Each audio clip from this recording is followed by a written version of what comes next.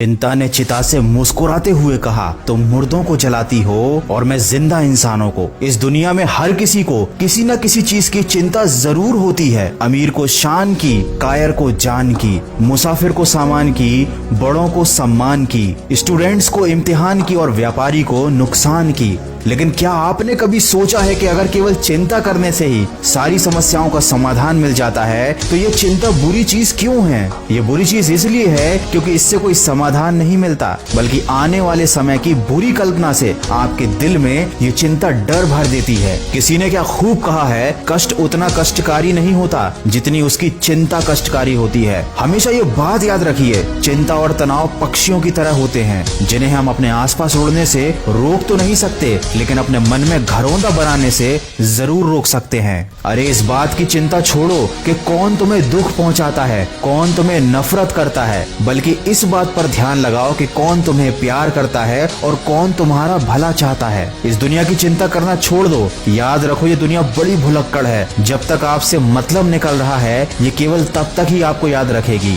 इसलिए किसी और इंसान के चक्कर में अपनी जिंदगी के आनंद को कभी नहीं खोना चाहिए। जो लोग चिंता से लड़ना नहीं जानते वो जवानी में ही मर जाते हैं। इसलिए चिंता उतनी ही करो कि काम हो जाए, ना कि काम तमाम हो जाए। याद रखें, जरूरत से ज्यादा सोचना और चिंता करना किसी समस्या का समाधान है ही नहीं। जब भी चिंता हो तो ये सोचो कि अगर इस समस्या का समाधान है तो चिंता करने से क्या फायदा, उस समाधान पर कार्य करना चाहिए। और अगर इस समस्या का कोई समाधान है ही नहीं तब भी चिंता करने से क्या फायदा, क्योंकि जब कोई समाधान ही नहीं है तो आप क्या कर सकते हैं। हालांकि इस दुनिया में ऐसी कोई समस्या होती ही नहीं जिसका कोई समाधान ना हो, किंतु दोनों ही स्थिति में चिंता कोई समाधान नहीं है। ये अपने आप में एक बहुत बड़ी समस्या है। दोस्तों, जिंदगी के दो प्रबल शत्रु होते हैं, क्रोध और चिंता। क्रोध से विवेक का नाश होता है और चिंता से मनोबल का नाश हो जाता है। क्रोध वो स्थिति है जब इंसान की जबान उसके मन से ज्यादा तेजी से काम करती है, और चिंता वो स्थिति है जब इंसान का हृदय उसके मन से ज्यादा तेजी से काम करता है। मनुष्य का हृदय बड़ा ही कमजोर होता है, छोटी छोटी बातों पर दुखी हो जाता है, छोटी छोटी परेशानियों से डर जाता है, छोटी छोटी समस्याओं से हार जाता है, और चिंता के समय ये आपके ऊपर हावी हो जाता है। इसीलिए सिंह बनो, सिंहासन की चिंता मत करो। आप जहाँ बैठोगे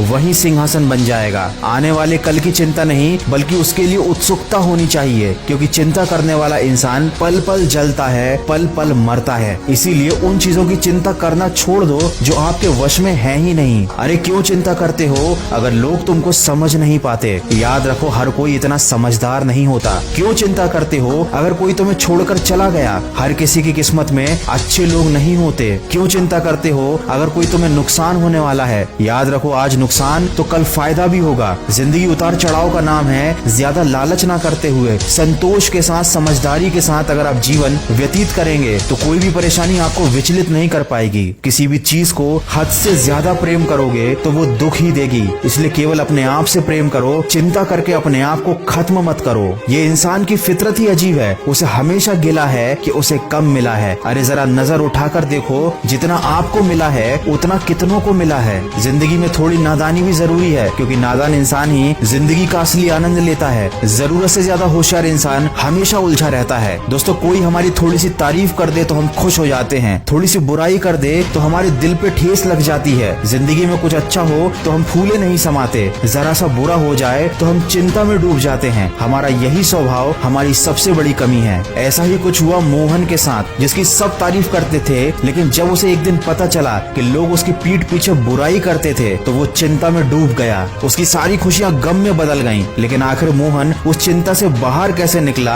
आप सुन सकते हैं इसे मेरी नई कहानी में, सिर्फ खबरी ऐप पर। इस कहानी की लिंक मैंने डिस्क्रिप्शन में दी हुई है। अगर वीडियो में कही गई बातों से आप सहमत है तो इसको ज्यादा से ज्यादा शेयर कीजिएगा। मैं मिलूंगा आपसे अगले वीडियो में जो आपके जीवन में सकारात्मक ऊर्जा को भर दे और आपको दिखाए एक सही दिशा। सुनते रहिए मन की आवाज।